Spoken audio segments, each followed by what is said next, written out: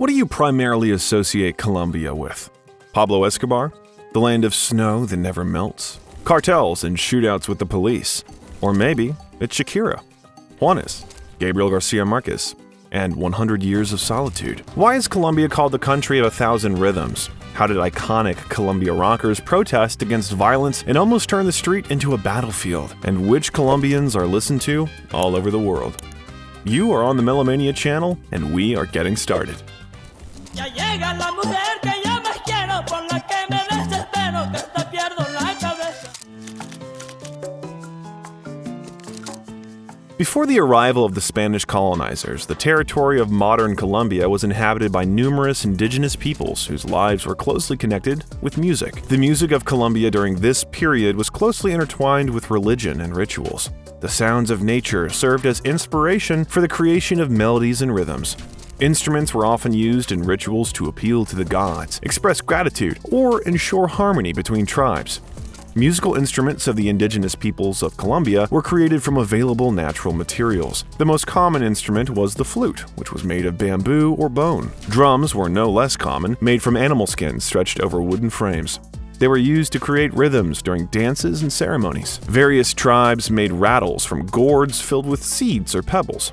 These instruments were often used in rituals to imitate the sounds of rain or other natural phenomena. Although colonization brought European instruments and musical traditions to Colombia, the influence of indigenous music remained. Many modern styles, such as Cumbia and Bambuco, have elements of pre-Columbian rhythms and melodies. After the Spanish colonization in the 16th century, Colombia's musical culture underwent significant changes. The conquerors brought with them European instruments, melodies, and religious hymns, which intertwined with indigenous music and the rhythms of Africans brought as slaves. This interaction created a unique musical tradition that has become the basis of modern Colombian culture.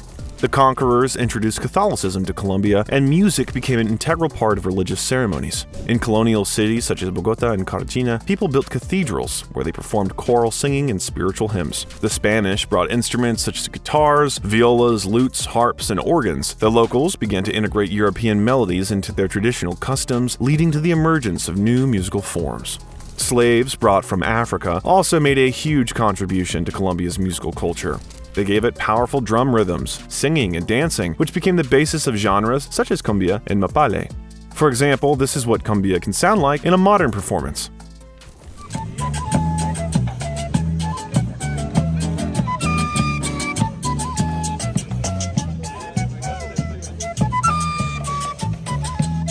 Muchachos, bailen la cumbia, porque la cumbia emociona. Colombia's regional musical genres combine elements from three main sources: Spain, the indigenous people of Colombia, and African sounds and rhythms originating from different parts of that continent. These three components have created such a huge musical diversity that Colombia has been called the land of 1,000 rhythms. First of all, it's worth mentioning one of the most striking genres, which remains popular to this day. Cumbia began as folk music, but over time it became popular throughout Latin America. In Mexico, cumbia evolved into its own version with bright synthesizers. In Argentina, it took on a dramatic electronic sound. And in Peru, it took on an electronic sound.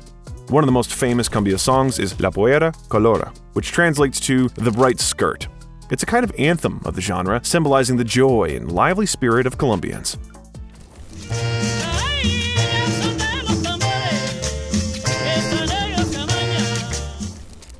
Another very popular Colombian genre is vallenato. It originated in the rural regions of the Caribbean coast and combines accordion melodies with poignant lyrics that describe the joys and hardships of everyday life in the Colombian countryside. Its name comes from the word vallenato, which means born in the valley, the Valledupar Valley, where the genre originated.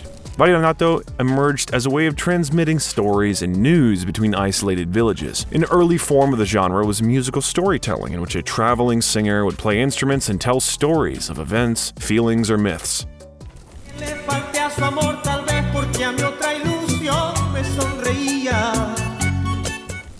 Binomio de Oro de America is a famous Colombian music band that is one of the biggest icons of the vallenato genre in Latin America. The band was founded in 1976 and gained worldwide fame thanks to its emotional melodic compositions that combine traditional vallenato with modern elements. It's believed that this band made vallenato popular not only in Colombia but also abroad. Se dio al mirarte, algo tienen tus ojos.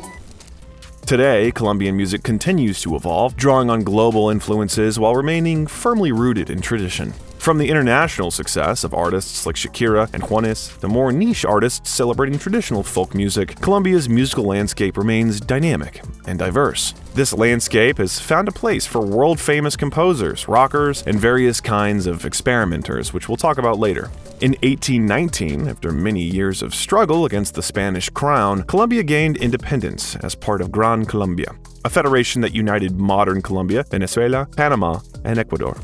After its dissolution in 1831, the country began to form its national identity, but the first decades were turbulent due to political disputes between conservatives and liberals. In the 19th century, Colombia was rocked by several wars, including the Thousand Days War. These conflicts were marked by a struggle between two main political forces: conservatives, who maintained close ties to the Catholic Church, and liberals, who sought greater freedom and reform. Political instability affected all aspects of life, including culture. Music in Colombia has reflected the complexity of its post-independence history. In the 19th century, the country experienced wars and political upheavals, but at the same time, it created and strengthened its cultural identity. Cumbia, vallenato, Andean melodies, and European dances became the basis for the musical diversity that is Colombia's calling card today. So let's now delve deeper into the music itself and see how all these upheavals have affected it.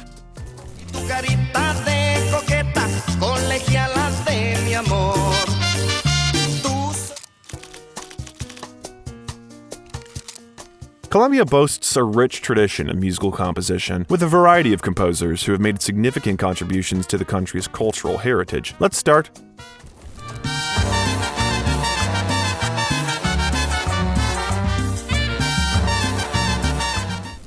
with Lucho Bermudez, a Colombian composer who revolutionized the country's music scene with his innovative approach to traditional genres such as cumbia and porro. Known as the king of Colombian jazz, Bermudez combined traditional Colombian rhythms with elements of jazz, creating a sound that captivated listeners around the world. His compositions including classics such as Colombia Tierra Querida and Fiesta de Negritos, remain iconic symbols of Colombian musical identity.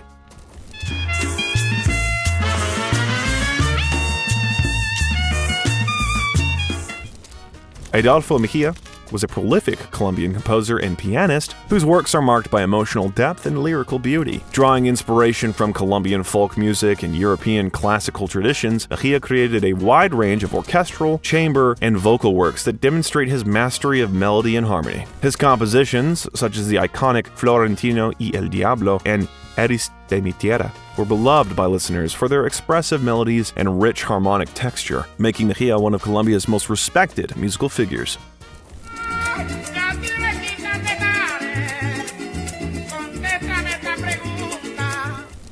Colombia is home to many vocal talents, singers who captivate audiences with their powerful voices, emotional depth, and cultural resonance. From the soulful ballads of bolero to the energetic rhythms of salsa, these singers have left an indelible mark on the Colombian musical landscape, earning recognition both at home and abroad. Colombian singer Carlos Vives is a songwriter and actor whose music embodies the vibrant spirit of Colombia's Caribbean coast. Known for his energetic performances and infectious melodies, Vives has become one of the most iconic figures in Colombian folk music, fusing traditional rhythms such as vallenato and cumbia with modern pop and rock influences. The 80s and 90s were Vives' best.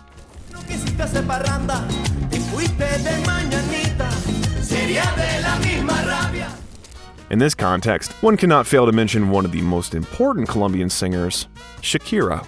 A global superstar whose distinctive voice has made her one of the most recognizable and influential artists in the world.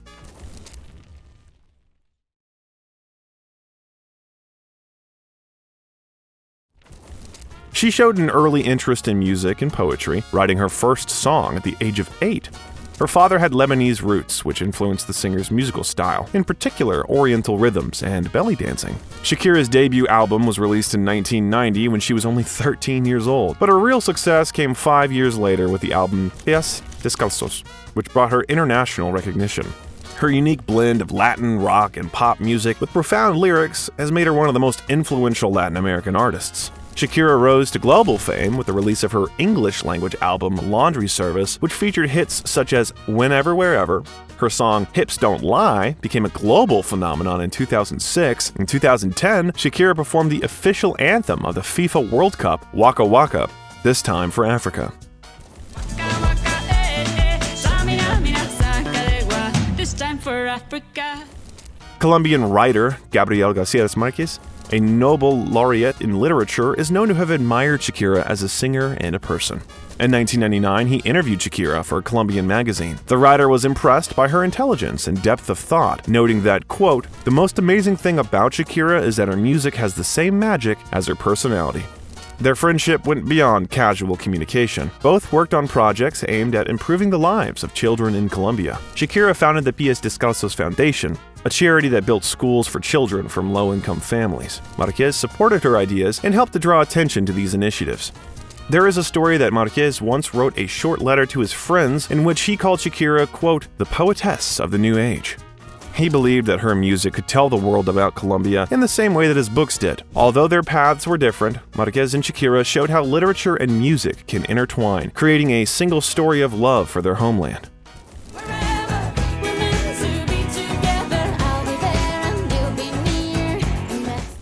Another prominent Colombian singer is Juanes, whose lyrics and melodic guitar playing have earned him a loyal international audience. Juanes was interested in music from a young age, starting to play the guitar at the age of 7. His early years were influenced by traditional Colombian music, particularly vallenato, as well as passion for rock and metal. In the early 1990s, he became the vocalist and guitarist of the thrash metal band Equimosis, which gained popularity in Colombia, releasing several albums. However, in 1999, Juanes began a solo career, wanting to explore a more personal music style. His breakthrough album, Fíjate Bien, won 3 Latin Grammy Awards. Subsequent albums brought him worldwide fame with hits such as A Días Le Pido, La Camisa Negra, Es Por Ti. Juanes became one of the most famous singers in Latin America, combining rock, pop, and Colombian rhythms.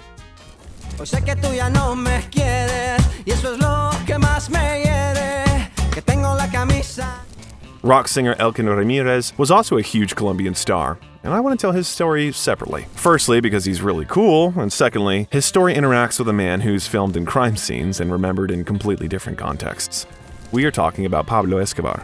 In the late 80s, Pablo Escobar and the cartels did everything to make Medellin the city of eternal spring, synonymous with hell on earth. And for local residents, this page of history is painful. No one will appreciate the TV hit Narcos either, because it's not right to glorify a villain who's filled the headlines of the world press. The locals really do not like this story, and all modern cultures aimed at changing the image of Colombia in the world. 3 decades of difficult investigations have not been in vain. The city is plunged into a thick twilight on the way to restoring cultural history.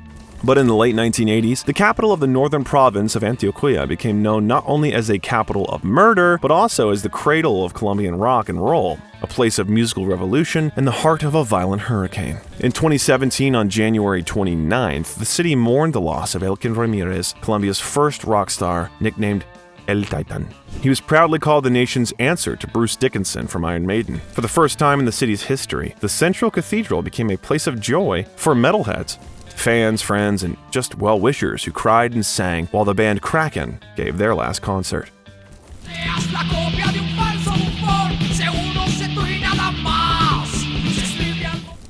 He was the father of local rock and roll, the first heavy metal singer in Spanish. On that day, Colombia lost a poet and a man who fought hard for music and human freedom. Unlike other rebellions in Colombian history, the new movement armed itself with rock music, punk, and heavy metal. 2 men from this army, Juanes and Alex Oquendo, brought Colombia international fame. The former as a pop singer and messenger of peace, the latter as the frontman of the death metal band Massacre, which was one of the first to sign with a major record company abroad. Influenced by El Titan, they used their lyrics to denounce the violence of the past.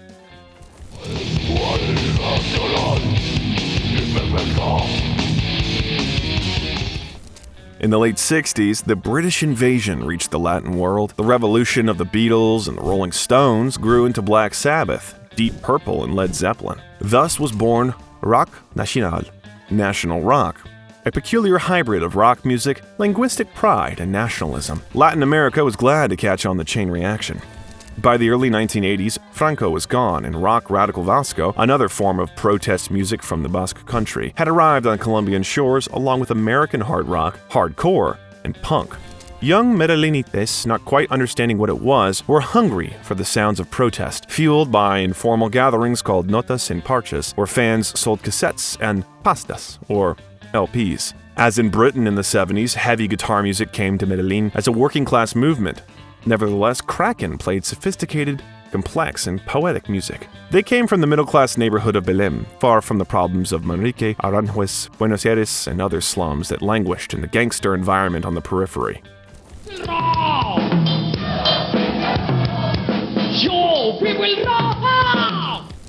Some believe that Escobar was a rock fan. Rumor has it that at the height of his criminal fame, he booked the Rolling Stones, Rio Speedwagon, and Samantha Fox for concerts at his mansion. At the same time, he delved into philanthropy, donating large sums to the city's needs.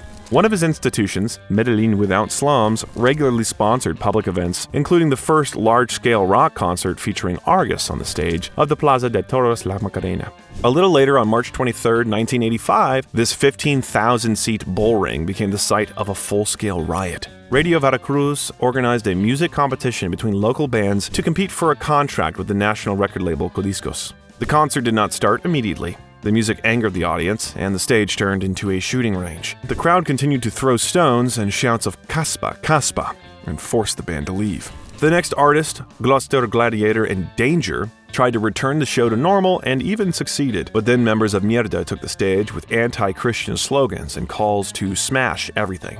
The promoters announced an intermission. The concert resumed and the Stones flew at Excalibur, whose only sin was that they did not play ultra metal. Soon, nothing remained of the songs, only slogans, actually not devoid of melody. Parabellum, parabellum.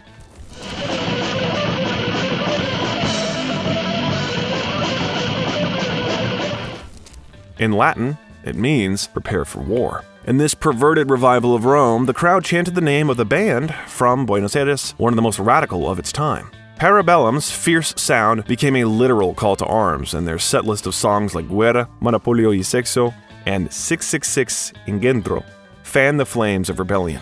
What began as a competition between bands turned into a battle of fans.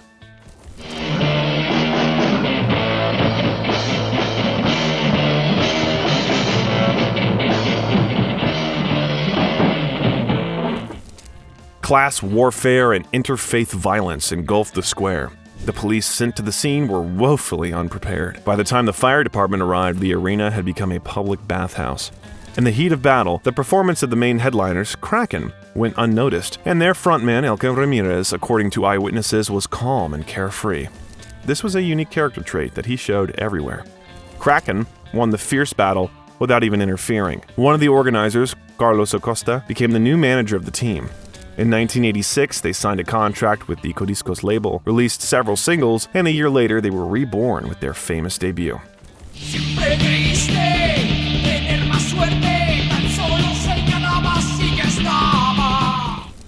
The concert was not the main problem for the people of Medellin. In the late 80s, the war on illegal substances began.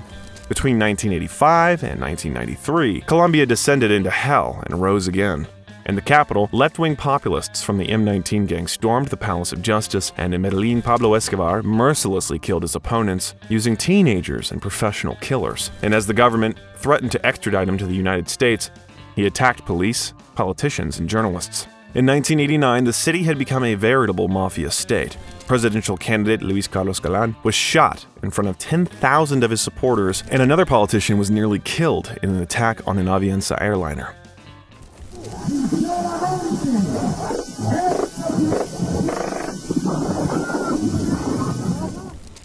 As if that weren't enough, the Cali cartel in southern Colombia began a power struggle with Escobar. However, the violence did not slow down the growth of rock music. The movement that started in Medellin doubled down with names like Massacre, Astaroth, Necromanti, Blasphemia, and Reencarnación. In the rest of the country, there appeared Neurosis, Darkness, La Pestilencia, Kronos, and Inquisition, contributing to the growth of concerts and youth radio stations with thousands of listeners and hundreds of thousands of viewers.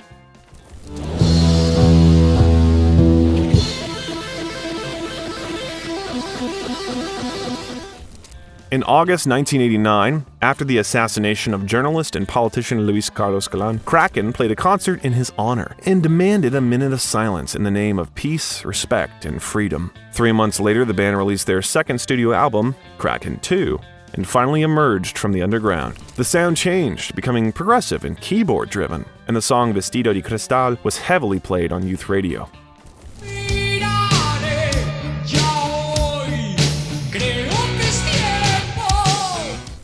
By 2012, most of the barons had gone to prison, and Colombia was on the path to revival.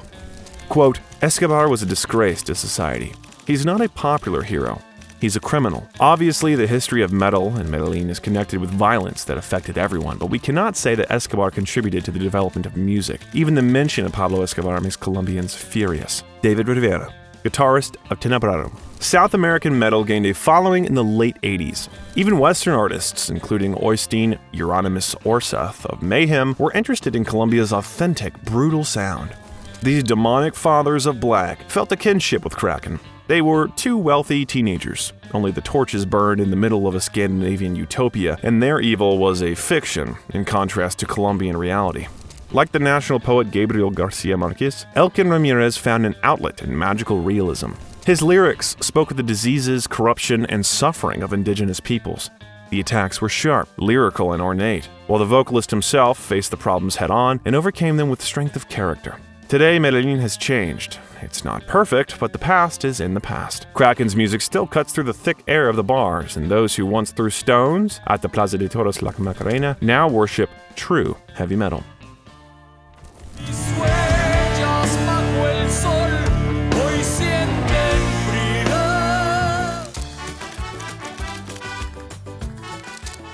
Colombia's musical heritage is rich with timeless classics that have captured the hearts and souls of listeners for generations. From soulful ballads to fiery dance rhythms, these legendary songs not only testify to the talent of their creators, but also reflect Colombia's cultural diversity and artistic innovation.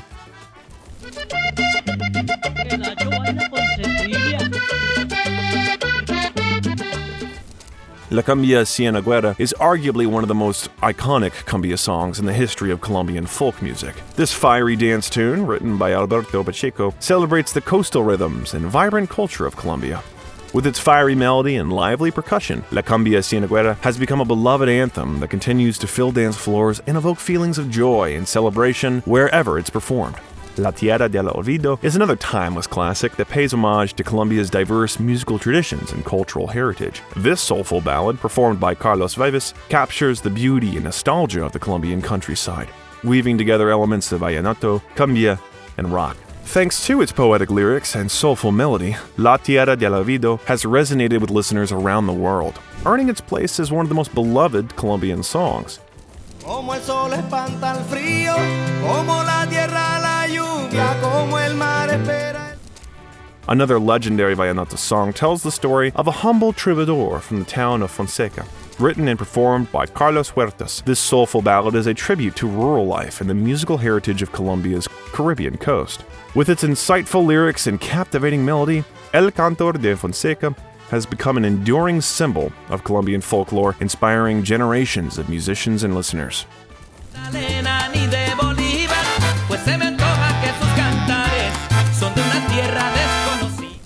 In 2011, Colombian television aired the series El Yo la Leyenda, which told the story of the life of a prominent singer named Joe Arroyo. There was a lot to tell. His life was colorful, and it included heavy substances, women, and encounters with death.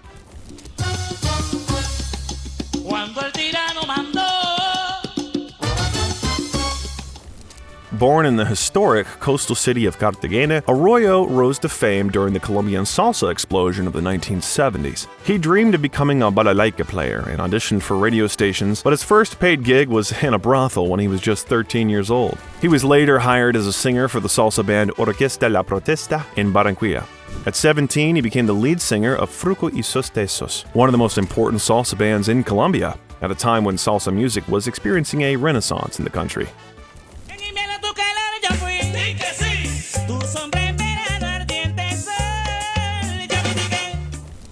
Arroyo's career evolved along with his health and struggles with drugs, which he reflected in his music. But he remained an important artist, and in the latter part of his career, he dedicated himself to rediscovering Colombian folk rhythms. Arroyo died in 2011 from heart problems. The series not only reminded Colombians of the outstanding performer, but also caused a new boom in his popularity, unfortunately posthumously.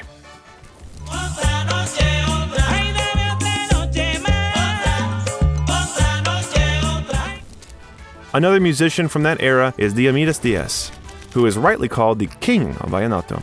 His story is similar to Joe Arroyo's. The singers had the same popularity, but also the same problems.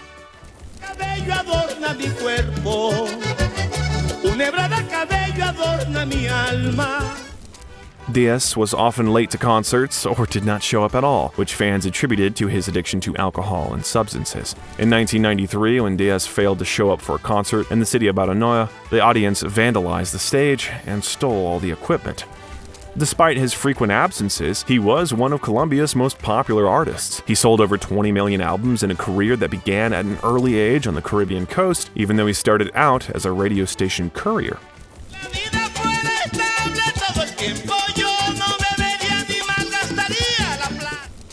In 1997, at the height of his career, Diaz's fan and friend Doris Adriana Niño was found dead on the side of a highway. Medical examiners initially said she died of a heart attack, but a later autopsy suggested she may have been strangled at a party at Diaz's house. After a lengthy trial, Diaz was sentenced to 12 years in prison for the murder, a sentence later reduced to 6 years. Diaz, who was under house arrest, escaped when he was to be transferred to prison. He surrendered to authorities in 2002, and after a further reduction in his sentence, was released in 2004. He revived his career and released 6 more albums, the last of which came out just 3 days before his death in 2013. Hundreds of people took to the streets of his hometown of Valledupar when they learned of his death, and the city's mayor declared 4 days of mourning. Alzar el vuelo como hace el cóndor que vuela alto. Let's also talk about those who are making music in Colombia right now. Before we move on to this topic, please write in the comments which country you're watching this video from. If we haven't talked about it yet, we definitely will do it. Thank you, and let's continue. One of the first contemporary Colombian bands to incorporate elements of traditional Colombian music into their work was the hip-hop band Alcolíricos. Its members, Juan Castro and Luis Dominguez, are lifelong friends who were born and raised in Madrid. They've been making music together since their teens and have since released several albums.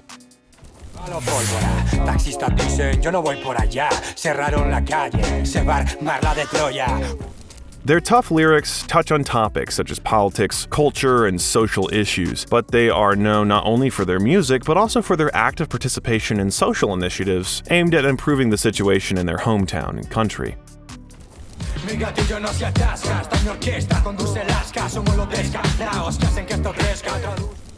Another hip-hop artist who's gone from unknown to international star in a short time is Ryan Castro. When he was 17, he began performing on the streets, on buses, and anywhere he wouldn't be kicked out. Castro carried a small stereo system with him, which, along with his voice, served as the singer's instruments.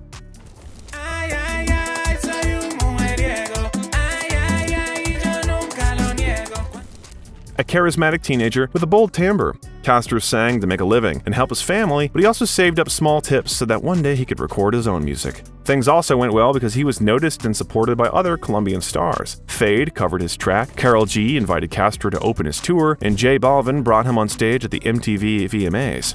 Today, Castro no longer looks like the teenager who sang in the streets, but they still have something in common: a fire in their eyes and a desire to make music.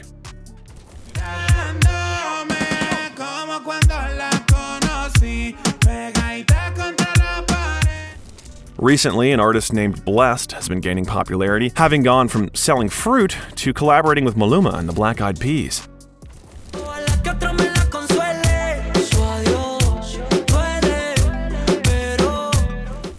His day used to start at 2 a.m. selling fruit at a market in his hometown of Medellin, Colombia, before going to school. From there, he'd head to the recording studio to create songs. September 6th, 2019, Blessed recalls as a day he will never forget because one of his songs, called Una, finally went viral.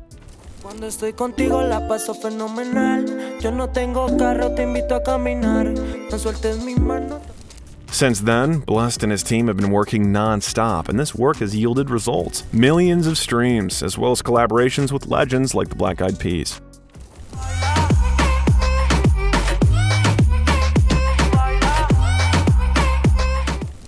Brandon de Jesus Lopez Orozco, better known as Biele, is a Colombian singer-songwriter of Latin American urban and pop music. He began writing his own songs in his early teens, and at the age of 16 released his official debut single, Loco.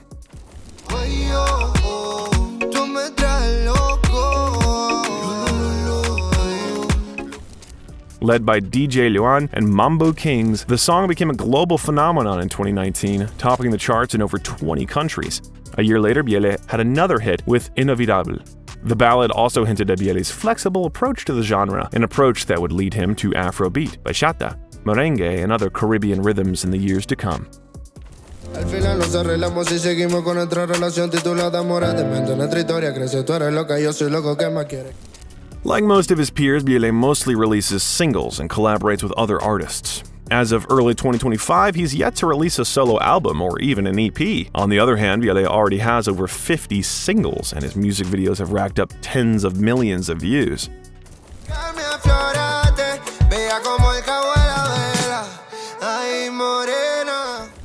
An incredibly popular artist named Camilo attracts attention for what he is not. The songwriter wears a Dali-style mustache and silver chains instead of diamond necklaces. His melodic songs, with simple but touching and poetic lyrics, are built on guitar chords, not computer beats.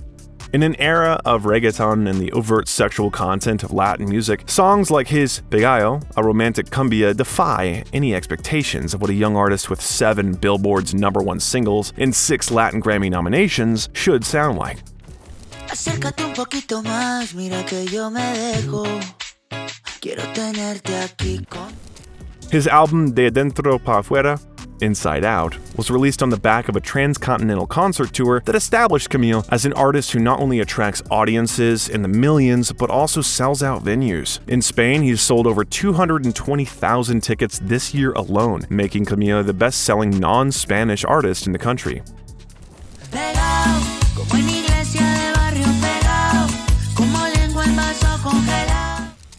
El Cloy is a Colombian artist known for his unique blend of reggaeton and hip-hop. Born on February 22, 2000 in Antioquia, he rose to fame with the hits Ganas and Que Rico. Vivo soñando con que tú seas mía, baby. Yo sé que no debía, baby, mala.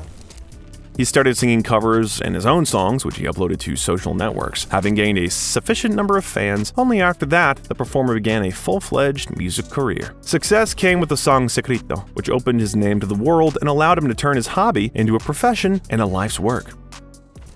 Cuando tienes ganas y llama, yo soy quien prefiere allá en su cama, amigo con beneficio, baby.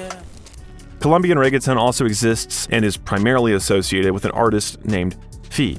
Salomon Hoyos began his career as a songwriter, becoming a regular collaborator with some of Latin music's biggest stars, including J Balvin, Nicky Jam, and Prince Royce. While he has garnered fame and awards for his songwriting, the 30-year-old has always remained a performer at heart. His 2016 track Que Raro, featuring J Balvin, received tens of millions of streams and topped the Billboard charts, definitively putting him on the music industry map as an artist.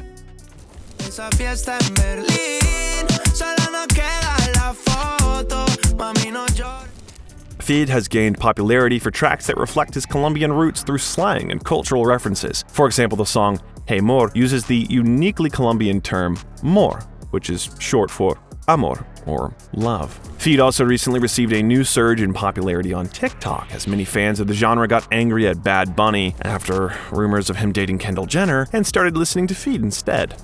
So the relationship between strangers made him even more popular.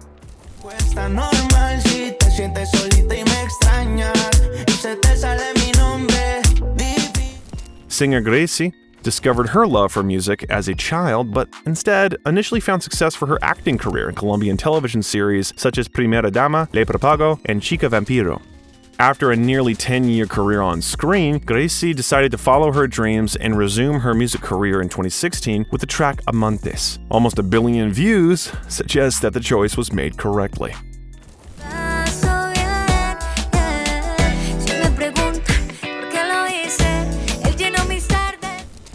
Colombian urban music is often associated with a singer named J Balvin. He was born in Colombia, but moved to the United States when he was 18.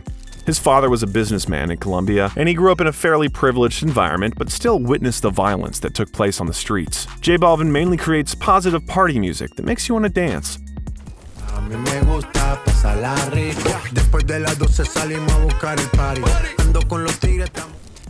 He's released 7 studio albums to date, and his singles have helped Balvin break world records, putting him in the same league as Taylor Swift, Ariana Grande, and Ed Sheeran when it comes to popularity. 4 of his music videos have over 1 billion views on YouTube. In 2018, J Balvin became the most streamed artist worldwide on Spotify, amassing over 48 million monthly listeners worldwide. This title was previously held by Drake.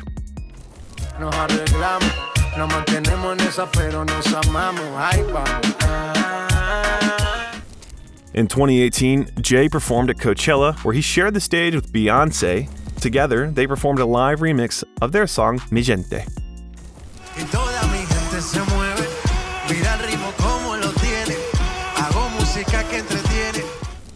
Carolina Gerardo Navarro, known as Karol G, is an award-winning reggae singer from Colombia who's raised the bar for Latin American reggaeton artists in recent years and brought the genre to global attention. Gerardo was born and raised in Medellin and began her career as a teenager, appearing on the Colombian version of The X Factor. In 2014, she moved to New York City to further her knowledge of the music industry and later signed with Universal Music Latino.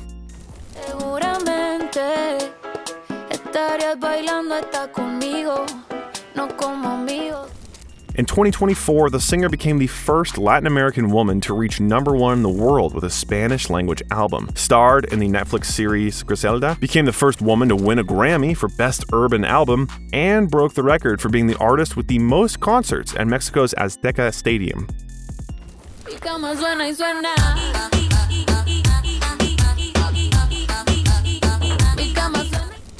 We can't help but mention Ovi on the drums, as he was the author of many of the previous singer's hits.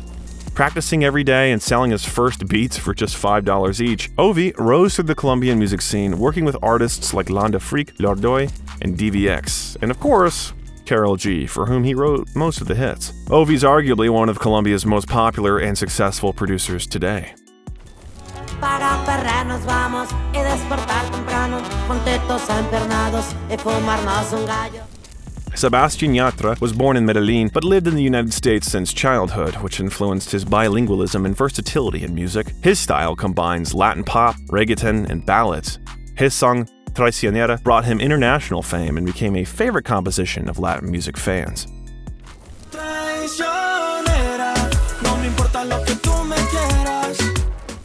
In 2021, Sebastián recorded the soundtrack for Dos Oruguitas for Disney's Oscar-nominated animated film, Encanto. Sebastián Yatra has become a symbol of a new generation of Latin artists who successfully combine global trends with authenticity.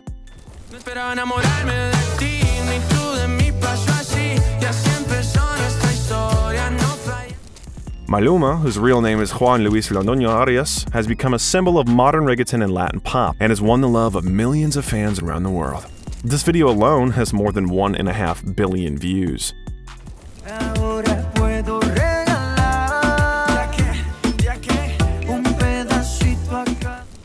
The hit Felices los Four made him a global star and opened the door to collaborations with artists such as Shakira and Madonna.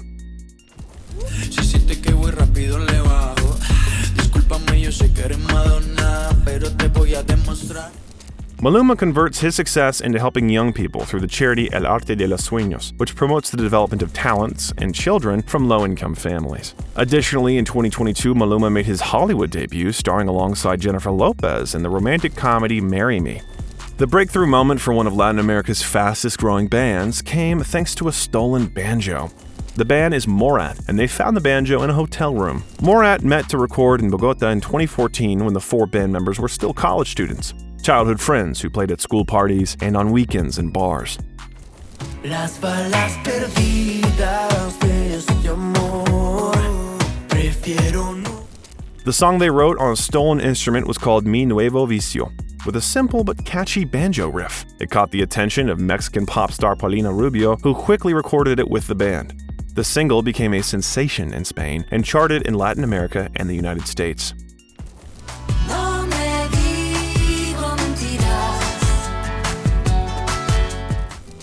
Musically, the band stands out from the crowd. Morat's influences included Coldplay and Latin pop band Basilos, Mac Miller, and Spanish singer Joaquin Sabina, Dave Matthews Band and Colombian rock bands Icamosis, and of course, the Beatles. Band members Vijamil and Isasa are also fans of country music, while the Vargas brothers were metalheads before they became interested in folk rock.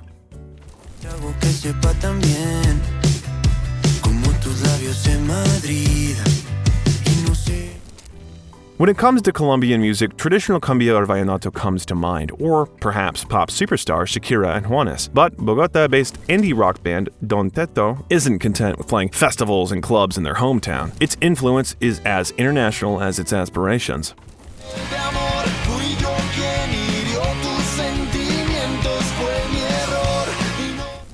Vocalist and guitarist Diego Policio calls Blink-182 and Metallica his primary inspirations. The melodic punk band found an audience thanks to the rock station Radioactiva in Bogota, which began playing Don Teto's songs and booking the band for events after the band won a Battle of the Bands on the radio station in 2003. This was followed by a series of club performances and festivals, including Colombia's massive Rock al Parque.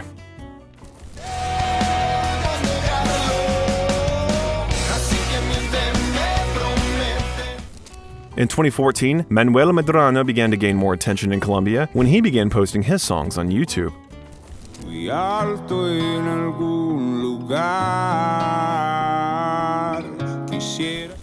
His self-titled debut album catapulted Medrano to stardom, earning him a Latin Grammy Award nomination in 2016 for Best New Artist, as well as a series of tours with Ed Sheeran.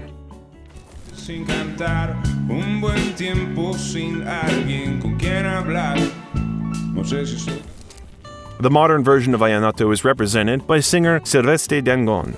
He was born in 1980 in the town of Oremita into a musical family. His father, Wilfredo Dangond, was also a vallenato singer. It was these family roots that greatly influenced his life choice. Pero yo no pude controlar el corazón y apenas que te vio de ti se enamoró. Silvestre is considered one of the innovators of the genre. He preserves traditions of vallenato but adds modern elements such as urban rhythms and pop influences. This makes his work popular with both older and younger generations.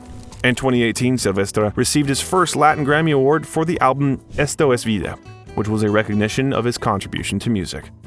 Se acabó ese cariño, lo hermoso y lo lindo que había entre los dos.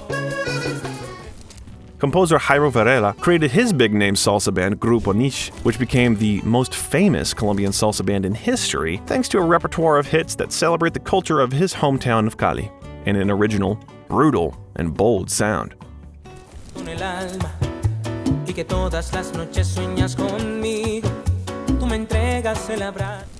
The city of Cali is called the capital of salsa for its love of music from all over the world.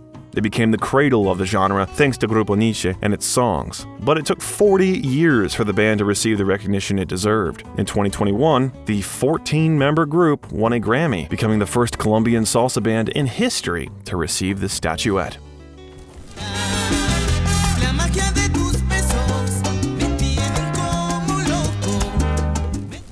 As you can see, Colombian music is a kaleidoscope of rhythms born from a combination of indigenous traditions, European influences, and African motifs. From sensual cumbia to melodic vallenato, each genre reveals unique pages of the history of the country and its people. Colombian music has always been the voice of the people, reflecting their struggles, joys, and dreams. It's not only entertained, but also united, preserved traditions, and given hope for a better future when reality seemed dire.